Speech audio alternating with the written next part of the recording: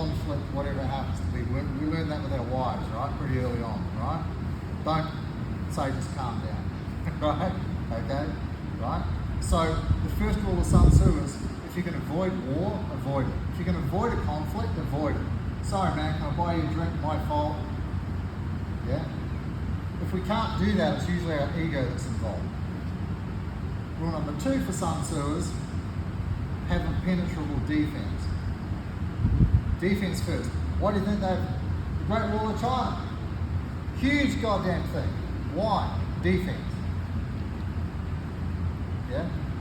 Have a giant castle, huge thick walls, no one can penetrate it. You can sit in there drinking your strawberry daiquiri and flick stones at the people trying to conquer you. Right?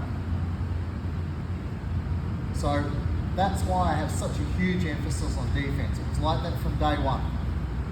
My very first jiu-jitsu coach, Jeff Aiken, rest in peace, from the Academy of Combat, New Zealand, literally second, third class, first couple of classes have just been beating me up because I wanted to fight everybody. But then he said, if you can escape everything, no one can beat you. And given that I just spent the last 48 hours getting tapped and beaten up, I wanted to know how to escape everything. Yeah? And it hasn't ended. Like, that's my primary fascination with jiu-jitsu. Yeah? Is how do you escape everything? How do you avoid things? How do I block things? You know? And I'm very open. Like when we're rolling, right? I know you always love anacondas and dances and stuff like that. And I give you half of your technique. But I won't let you have the whole thing. Yeah, and that's very much a Pedro Sauer thing. Yeah, small people don't really have much of a choice.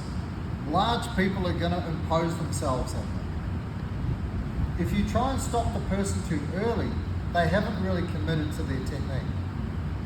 If you let someone have half of a technique, they're showing their cards.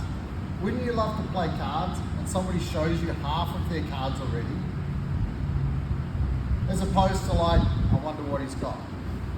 Yeah? So I always let someone do half of a technique, but not the other half. Because it's the second half that's the problem, right? Yeah? That's where you're going to get, or whatever, right? So it's a different principle, for example, maybe like Hickson might say, like don't dominate every second. Pressure, it's a big dude thing. Yeah? To be able to apply pressure to somebody all the time. Yeah? But you have to be able to play both games because sometimes you'll be the big guy, sometimes you'll be the small guy. But it pays to practice being the small guy more often. Yeah? So, if possible, avoid conflict. If you can't avoid conflict, have perfect defense. Yeah? Because if you couldn't get tapped, if I magic wand, you can escape every submission and escape every sweep, whatever. What fears do you have fighting anybody? You can let people do whatever they want. You can play a really risky game, right? You can take chances that other people can't take. Why? Because you're not scared of the consequences of it going wrong, because you can escape everything.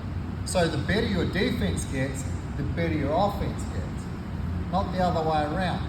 If you're a very offensive orientated fighter, you're usually like that because you're terrified of losing. You've got a fragile ego. Yeah? You see the boxing gyms all the time. Guy comes in, I'm going to knock everybody out. Yeah? In 6 months he'll probably quit. Because he'll fight somebody who's really good. And he won't be able to land any punches. Yeah? Like Lomachenko. How many of Lomachenko's opponents quit? More than any other fighter, I think. Because his defense is impenetrable. You can't hit the guy. Yeah?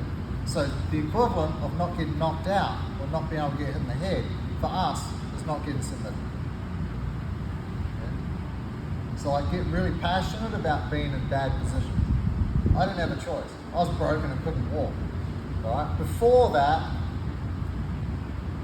I was saying the words, but like I was this big monster guy. I just want to smash everybody. I was really dominant, super thick, really strong. I didn't really know what a lot of defense was. But when you can't walk and you're fragile and can't do a push-up, you get a lot of practice. That's what I was, man. I was like that for years. Yeah?